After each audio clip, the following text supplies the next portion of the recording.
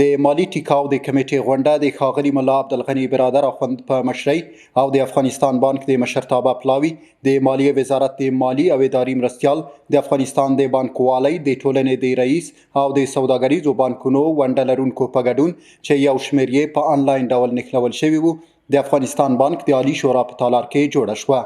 د دې غونډې د جوړېدو موخه د بانکي نظام پر وړاندې شته ستونزو ته رسېدنه، د سیالیت تامینول او د محدودیتونو رفع کول، د اسلامي بانکوالۍ پراختیا او هیوادوالو ته د اړینو مالي او بانکي اسانتیاوو برابرول دي. د غونډې په پیل کې د افغانستان د اسلامي امارت د ریاست الوزرا اقتصادي مرستیال ښاغلي ملا عبدالغني برادر اخوند د بانکي سکتور د بیا رغولو په برخه کې د افغانستان بانک د هڅو ستاینه وکړه.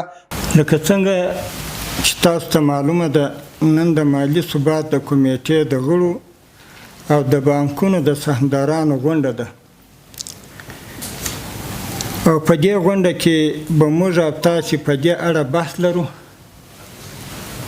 چې څنګه په لویه کچه د بانکونو ستونزې حل کولی شو. د اسلامي امارت په نمایندګۍ به ستاسو ستونزې او مفیدې مشورې واورو او ستاسو د ستونزو د حل کولو په موخه به مسؤلینو ته د لازمو کړنو د ترسره کولو سپارښتنې وکړو انشاءالله.